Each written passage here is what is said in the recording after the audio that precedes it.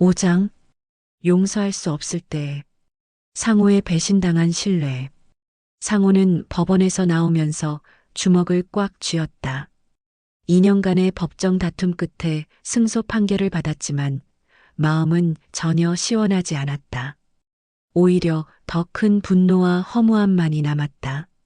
15년 전 상호는 대학 선배인 재민과 함께 작은 인테리어 업체를 차렸다. 상호가 기술을 담당하고 재민이 영업을 맡기로 했다. 둘 다 가진 거라고는 열정뿐이었지만 서로를 믿고 의지하며 사업을 키워나갔다. 처음 몇 년은 정말 힘들었다. 월세 내기도 빠듯했고 몇 달씩 월급을 못 받기도 했다. 하지만 둘은 서로를 격려하며 포기하지 않았다. 상호는 밤새워 설계도를 그렸고 재민은 발품을 팔아가며 고객을 찾았다. 그렇게 10년이 지나자 회사는 제법 규모가 커졌다. 직원도 20명이 넘었고 연매출도 50억 원을 넘어섰다. 상호와 재민은 서로를 파트너 이상으로 여겼다. 가족 같은 존재였다. 그런데 5년 전 이상한 일이 시작되었다. 재민이 회사 돈을 개인적으로 사용하기 시작한 것이다. 처음에는 작은 금액이었다. 급하게 쓸 일이 있어서 잠깐 빌리는 거야. 다음 달에 꼭 갚을게라며 말했다. 상호는 별로 신경 쓰지 않았다. 15년 동안 함께 해온 파트너가 아닌가. 설마 배신할 리는 없다고 생각했다. 하지만 재민이 빌린 돈은 점점 늘어났다. 그리고 갚지 않았다. 요즘 개인적으로 어려운 일이 있어서 조금만 더 기다려줘라고 할 뿐이었다. 상황이 심각해진 것은 3년 전이었다. 회계사가 회사 장부를 감사하던 중 이상한 점을 발견했다. 회사 자금 중 상당한 금액이 재민의 개인 계좌로 빠져나간 것이었다. 총액은 무려 15억 원에 달했다. 믿을 수 없는 현실. 상호가 재민을 추궁했을 때 재민은 처음에는 발뺌했다. 뭔 소리야? 내가 언제 회사 돈을 빼돌렸다고? 하지만 증거가 명확했다. 재민의 서명이 들어간 출금 전표들, 그의 개인 계좌로 이체된 내역들. 더 이상 부인할 수 없었다. 그제야 재민은 사실을 인정했다. 하지만 그의 해명은 상호를 더욱 분노하게 만들었다. 형, 미안해. 하지만 나도 어쩔 수 없었어. 아이들 학원비, 집 대출금. 개인적으로 너무 힘들었어. 그럼 나한테 말했어야지. 15년 동안 뭘 했는데 이제 와서 말하면 형이 도와줄 줄 알았어? 형도 요즘 힘들다고 하면서.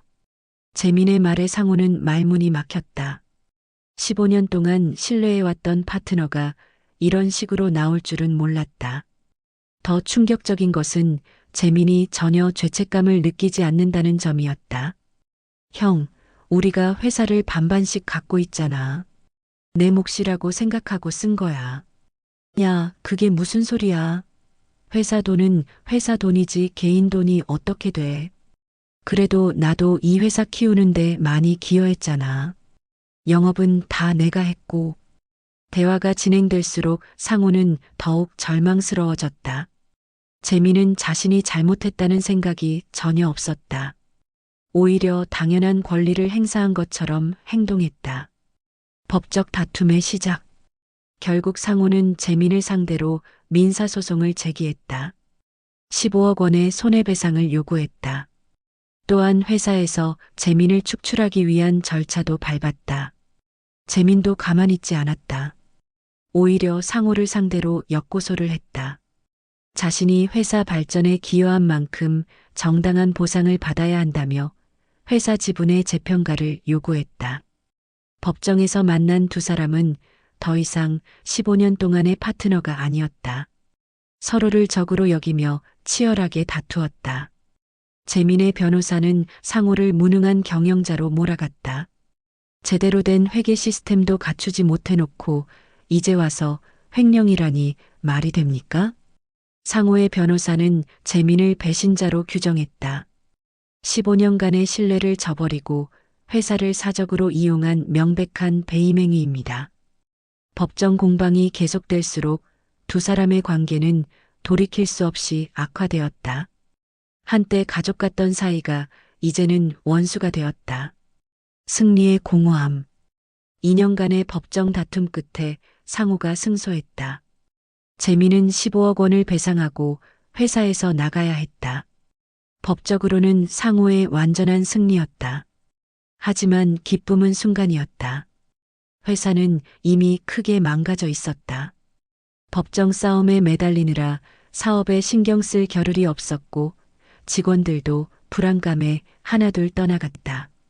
고객들도 회사의 내분을 알고 발을 돌렸다. 더 큰 문제는 상호 자신이었다. 2년 동안 분노와 원한에 사로잡혀 살면서 마음이 완전히 망가져 있었다. 밤에 잠도 잘 오지 않았고 사람들을 믿지 못하게 되었다. 아내는 걱정스럽게 말했다. 여보, 이제 그만해. 법적으로 이겼으니까 끝난 거 아니야? 하지만 상호는 끝나지 않았다. 여전히 재민에 대한 분노가 가슴속에 불타고 있었다. 저놈이 이렇게 쉽게 끝날 줄 알았나? 더 큰 대가를 치르게 해야겠다. 상호는 재민의 새로운 직장에도 압력을 넣었다. 재민이 전직 회사에서 횡령을 했다는 사실을 알렸다. 재민은 결국 새 직장에서도 쫓겨났다. 하지만 그래도 시원하지 않았다. 복수는 복수를 낳을 뿐이었다. 상호는 점점 더 어두운 마음에 사로잡혀 갔다. 3000년 전에도 있었던 배신. 상호와 비슷한 배신을 당한 사람이 3000년 전에도 있었다. 야곱의 아들 요셉이었다. 요셉은 12형제 중 일첫 번째였지만 아버지 야곱의 특별한 사랑을 받았다. 요셉에게는 특별한 꿈을 해석하는 능력이 있었다. 어느 날 그는 형들에게 자신이 꾼 꿈을 이야기했다. 형들아, 내 꿈을 들어보세요. 우리가 밭에서 곡식단을 묶고 있는데 제 단은 일어서고 여러분의 단들은 제 단을 둘러서서 절하더군요. 형들은 화가 났다. 내가 우리의 왕이 되겠다는 뜻이냐? 또 다른 꿈도 마찬가지였다. 해와 달과 11별이 내게 절하는 꿈을 꾸었습니다. 이번에는 아버지 야곱도 꾸짖었다. 이게 무슨 꿈이냐? 나와 내 어머니와 내 형들이 와서 땅에 엎드려 내게 절하겠다는 뜻이냐? 형들의 질투와 미움은 점점 커져갔다. 요셉이 아버지의 편애를 받는 것도 못마땅했는데 이런 꿈까지 꾸면서 자랑하니 참을 수가 없었다. 드디어 기회가 왔다. 형들이 먼 곳에서 양을 치고 있을 때 아버지가 요셉을 보내어 형들의 안부를 묻게 했다. 요셉이 홀로 나타나자 형들은 말했다. 자, 저 꿈꾸는 자가 오는구나. 이제 그를 죽여 한 구덩이에 던지고 들짐승에게 잡아먹혔다고 하자. 그 꿈들이 어떻게 되는지 보자. 구덩이에 던져진 꿈. 형들은 요셉의 채색옷을 벗기고 그를 빈 구덩이에 던져 넣었다. 그리고 태연히 앉아서 음식을 먹었다. 요셉이 구덩이에서 도와달라고 외쳐도 형들은 무시했다. 17세 소년의 절규는 그들에게 아무런 감정도 불러일으키지 못했다. 그때 이스마엘 상인들이 지나가는 것을 본 유다가 제안했다. 우리가 그를 죽인다고 해서 무슨 이익이 있겠습니까? 차라리 저 상인들에게 팔아버립시다. 형들은 요셉을 은 20개에 팔아버렸다. 한 형제의 목숨값이 은 20개였다. 당시 노예 한 명의 일반적인 가격이었다. 요셉은 이집트로 끌려갔다. 17세의 나이에 고국을 떠나 노예가 된 것이다. 형들은 요셉의 채색옷에 염소 피를 묻혀서 아버지에게 가져갔다.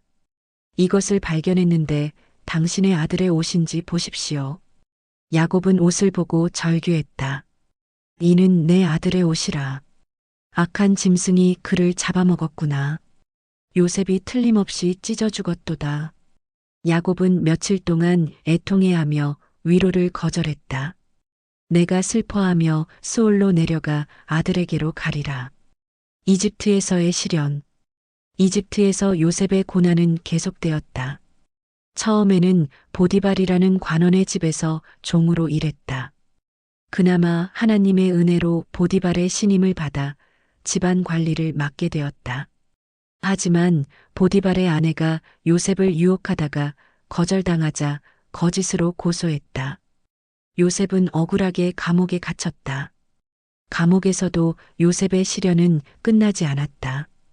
바로의 술 맡은 관원장과 떡 맡은 관원장이 들어왔을 때 요셉은 그들의 꿈을 해석해 주었다. 술 맡은 관원장에게는 3일 후에 풀려날 것이라 했고 떡 맡은 관원장에게는 3일 후에 죽을 것이라 했다. 꿈 해석이 그대로 이루어졌다. 술 맡은 관원장은 풀려나면서 요셉을 기억해 달라고 부탁받았지만 바로 앞에서 요셉을 잊어버렸다. 요셉은 2년을 더 감옥에서 보내야 했다. 이 모든 시련 속에서 요셉은 어떤 마음이었을까? 형들에 대한 원망, 억울함, 분노. 모든 감정이 그의 마음을 휩쓸었을 것이다. 하지만 성경은 요셉이 그 어려운 시간들을 견뎌냈다고 말한다. 심지어 감옥에서도 다른 죄수들을 도와주고 간수장의 신임을 받았다. 총리가 된 요셉. 마침내 기회가 왔다. 바로가 이상한 꿈을 꾸었는데 아무도 해석하지 못했다. 그제야 술 맡은 관원장이 요셉을 기억해냈다. 바로 앞에 선 요셉은 꿈을 해석했다. 7년의 풍년 후에 7년의 흉년이 올 것이라고. 그리고 흉년에 대비해 풍년 때 곡식을 저장해야 한다고 조언했다. 바로는 요셉의 지혜에 감탄했다.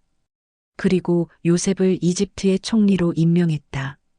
30세의 요셉이 세계 최강국의 2인자가 된 것이다. 17세의 형들에게 배신당해 노예로 팔린 소년이 13년 후에는 이집트 전체를 다스리는 총리가 되었다. 그야말로 극적인 인생 역전이었다.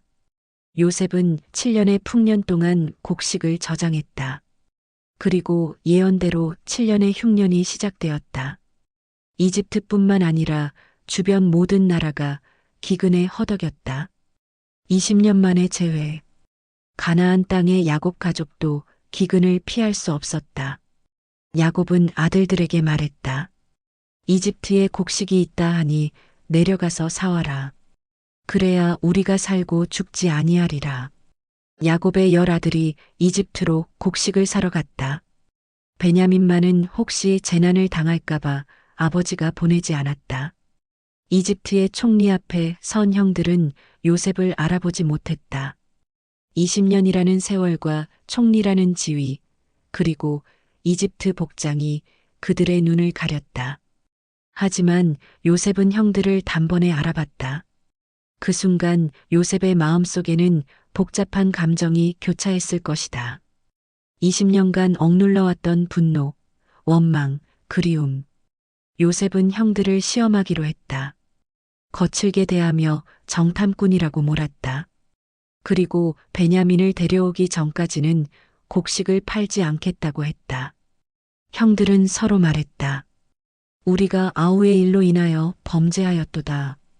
그가 우리에게 애걸할 때에 그 마음의 괴로움을 보고도 듣지 아니하였더니 그러므로 이 괴로움이 우리에게 임하였도다. 20년이 지났어도 형들은 요셉을 팔아버린 일을 기억하고 있었다. 그리고 그 일에 대해 죄책감을 느끼고 있었다. 용서의 순간. 여러 차례 시험을 거친 후 요셉은 더 이상 참을 수 없었다. 모든 이집트 신하들을 물러나게 한 후 형들에게 자신의 정체를 밝혔다. 나는 요셉이니라. 내 아버지께서 아직 살아계시느냐? 형들은 놀라서 대답하지 못했다. 자신들이 노예로 판 동생이 이집트의 총리가 되어 있다니. 요셉은 울면서 말했다. 내게로 가까이 오소서. 나는 당신들의 아우 요셉이니 당신들이 이집트의 판자라. 당신들이 나를 이곳에 팔았다고 해서 근심하지 마소서. 한탄하지 마소서. 하나님이 생명을 구원하시려고 나를 당신들보다 먼저 보내셨나이다. 이 말에는 놀라운 깨달음이 들어있다. 요셉은 형들의 배신조차도 하나님의 더 큰 계획의 일부였다고 해석한 것이다. 하나님이 큰 구원으로 당신들의 생명을 보존하고 당신들의 후손을 세상에 두시려고 나를 당신들보다 먼저 보내셨나니 그런즉 나를 이리로 보낸 자는 당신들이 아니요 하나님이시라. 상호에게 필요한 깨달음. 상호는 요셉의 이야기를 읽으면서 충격을 받았다. 자신과 비슷한 배신을 당했지만 요셉의 반응은 완전히 달랐다. 요셉은 복수할 수 있는 절대적인 권력을 가지고 있었다. 이집트 총리로서 형들을 죽이거나 노예로 만들 수도 있었다. 하지만 그는 용서를 선택했다. 더 놀라운 것은 요셉의 관점이었다. 그는 형들의 배신조차도 하나님의 계획의 일부로 해석했다. 만약 형들이 자신을 팔지 않았다면 이집트에 오지 못했을 것이고 총리가 되어 가족들을 구원할 수도 없었을 것이라고 생각한 것이다. 상호는 자신의 상황을 다시 돌아봤다. 재민의 배신으로 인해 회사는 어려워졌지만 한편으로는 새로운 기회도 생겼다. 혼자서 회사를 운영하게 되면서 더 빠른 의사결정이 가능해졌고 신뢰할 수 있는 새로운 직원들을 채용할 수 있었다. 무엇보다 이 일을 통해 상호는 인생에 대해 더 깊이 생각하게 되었다. 돈보다 중요한 것들, 신뢰의 소중함, 가족의 의미, 재민과의 갈등이 없었다면 놓쳤을 깨달음들이었다. 용서를 향한 첫걸음. 하지만 상호에게 용서는 쉽지 않았다. 요셉처럼 하나님의 계획을 믿는 믿음도 없었고 20년이라는 시간도 흐르지 않았다. 상처는 여전히 생생했고 분노는 식지 않았다. 그럼에도 상호는 변화하기로 결심했다. 계속 분노에 사로잡혀 살 수는 없다는 것을 깨달았기 때문이다. 첫 번째 단계는 복수를 멈추는 것이었다. 재민의 새로운 직장에 더 이상 압력을 넣지 않기로 했다. 재민을 망가뜨리는 것이 자신을 행복하게 만들어주지 않는다는 것을 알았기 때문이다. 두 번째는 재민의 입장에서 생각해 보는 것이었다. 물론 재민의 행동은 잘못되었다. 하지만 그도 나름의 어려움이 있었을 것이다. 개인적인 경제적 어려움, 가족에 대한 책임감. 그런 것들이 그를 잘못된 선택으로 이끌었을지도 모른다. 세 번째는 자신의 삶에 집중하는 것이었다. 재민에 대한 분노에 매달려 있는 시간에 차라리 회사 재건에 더 신경 쓰기로 했다. 새로운 직원들을 교육하고 새로운 사업 기회를 찾고 가족과 더 많은 시간을 보내기로 했다. 진정한 용서의 의미. 1년이 더 지난 후 상호는 우연히 재민을 마주쳤다. 재민은 많이 야위어 있었고 예전의 자신감도 사라져 있었다. 형, 미안해. 재민이 먼저 말했다. 상호는 잠시 말이 없었다. 예전 같으면 화를 냈을 텐데 이상하게 분노가 일지 않았다. 많이 힘들었지? 상호의 말에 재민은 눈물을 흘렸다. 형, 정말 미안해. 내가 너무 잘못했어. 변명하지 않을게. 그때 내가 정말 미쳤던 것 같아. 나도 너무 감정적으로 대응한 것 같다. 법정까지 가지 말고 대화로 풀 수 있었을 텐데. 두 사람은 오랜만에 진솔한 대화를 나누었다. 서로의 입장을 이해하려고 노력했고 그동안 쌓였던 오해들을 풀어나갔다. 물론 예전 관계로 돌아갈 수는 없었다. 파트너로서의 신뢰는 깨져버렸다. 하지만 적어도 원수는 되지 않을 수 있었다. 용서의 역설. 몇 달 후 상호는 놀라운 사실을 발견했다. 재민을 용서하고 나니 오히려 자신이 더 자유로워졌다는 것을. 분노와 원한에 사로잡혀 있을 때는 마치 재민에게 묶여 있는 것 같았다. 재민이 하는 모든 일이 신경 쓰였고 재민의 안부를 확인하는데 시간과 에너지를 쓰고 있었다. 하지만 용서하고 나니 그런 것들로부터 자유로워졌다. 재민이 어떻게 사는지 더 이상 신경 쓰지 않게 되었고 그 시간과 에너지를 자신의 일에 투자할 수 있게 되었다. 이것이 용서의 역설이었다. 용서는 상대방을 위한 것 같지만 실제로는 자신을 위한 것이었다. 용서하지 않으면 자신이 계속 그 사람에게 묶여 있게 되지만 용서하면 자신이 자유로워진다. 상호는 이제 확신한다. 용서는 약자의 항복이 아니라 강자의 선택이라는 것을, 복수할 수 있는 힘이 있지만 용서를 선택하는 것, 그것이 진정한 용서라는 것을. 요셉의 마지막 말. 요셉의 이야기에는 더 놀라운 반전이 있다. 야곱이 죽은 후 형들은 요셉이 이제 복수할지도 모른다고 두려워했다. 아버지가 살아계실 때는 참았지만 이제는 그동안 참았던 분노를 터뜨릴 것이라고 생각한 것이다. 형들은 요셉에게 메시지를 보냈다. 당신의 아버지께서 돌아가시기 전에 명령하여 이르시기를 너희는 이같이 요셉에게 이르라. 내 형들이 내게 악을 행하였을지라도 이제 바라건대 그들의 허물과 죄를 용서하라 하셨나니 당신의 아버지의 하나님의 종들의 죄를 이제 용서하소서. 이 메시지를 듣고 요셉은 울었다. 20년이 지났는데도 형들이 여전히 두려워하고 있다는 것이 안타까웠다. 요셉은 형들을 불러서 말했다. 두려워하지 마소서. 내가 하나님을 대신하리이까? 당신들은 나를 해하려 하였으나 하나님은 그것을 선으로 바꾸사 오늘과 같이 많은 백성의 생명을 구원하게 하시려 하셨나니 당신들은 두려워하지 마소서. 내가 당신들과 당신들의 자녀를 기르리이다. 이것이 진정한 용서였다. 단순히 복수하지 않는 것을 넘어서 적극적으로 형들을 도와주겠다고 약속한 것이다. 그것도 한 번이 아니라 계속해서 돌봐주겠다고 했다. 상호의 새로운 시작.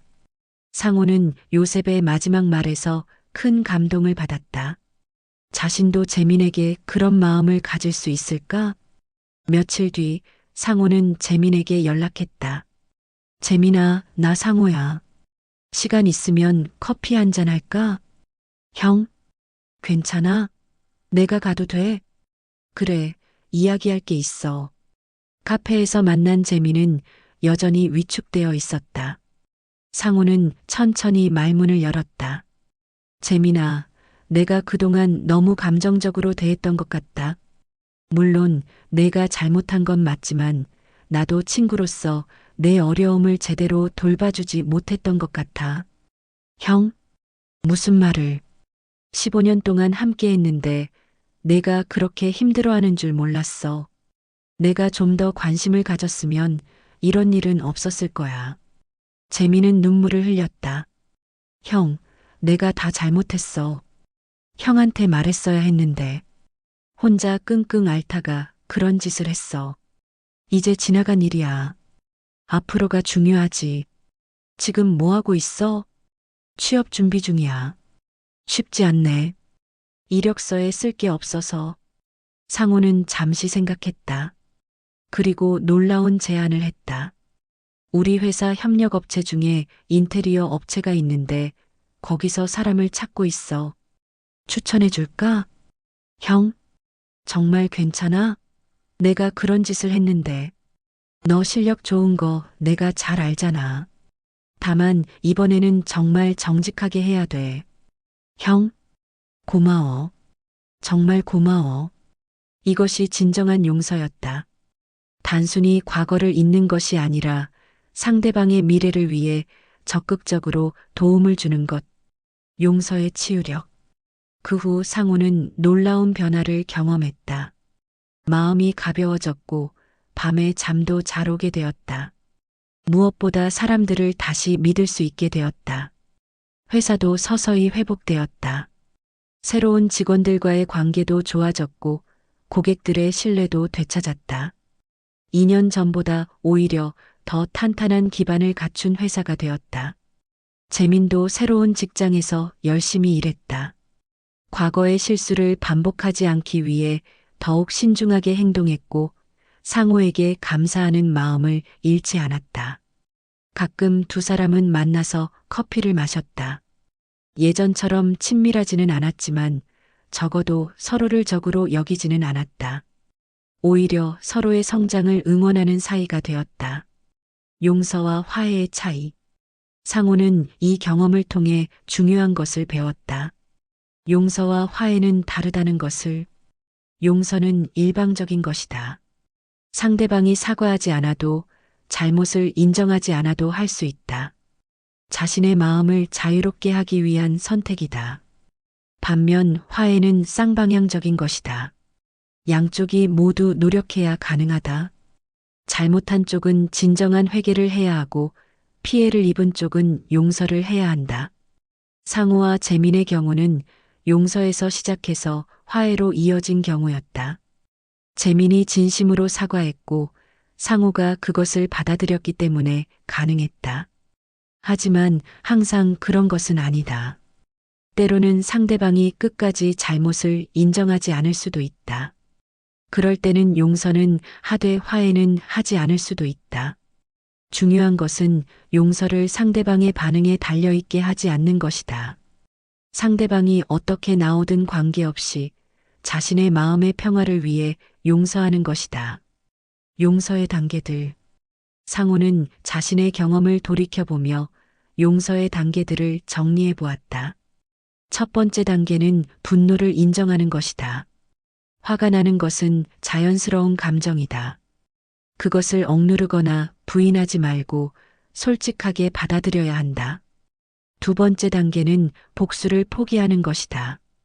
상대방을 망가뜨리고 싶은 마음, 똑같이 갚아주고 싶은 마음을 내려놓는다. 이것이 가장 어려운 단계다. 세 번째 단계는 상대방의 입장에서 생각해 보는 것이다. 상대방도 나름의 이유가 있었을 것이다. 그 이유가 잘못된 것일 수도 있지만 적어도 이해하려고 노력한다. 네 번째 단계는 자신의 삶에 집중하는 것이다. 과거에 매달리지 말고 미래를 향해 나아간다. 상대방에 대한 생각으로 시간과 에너지를 낭비하지 않는다. 다섯 번째 단계는 적극적인 선행을 베푸는 것이다. 가능하다면 상대방에게 도움을 준다. 이것은 강제사항은 아니지만 가능할 때 하면 용서가 완성된다. 현대 사회에서의 용서. 현대 사회는 용서하기 어려운 환경이다. 경쟁이 치열하고 신뢰를 배신하는 일들이 빈번하다. SNS를 통해 상대방의 근황을 계속 확인할 수 있어서 잊기도 어렵다. 또한 법적 대응이 쉬워졌다.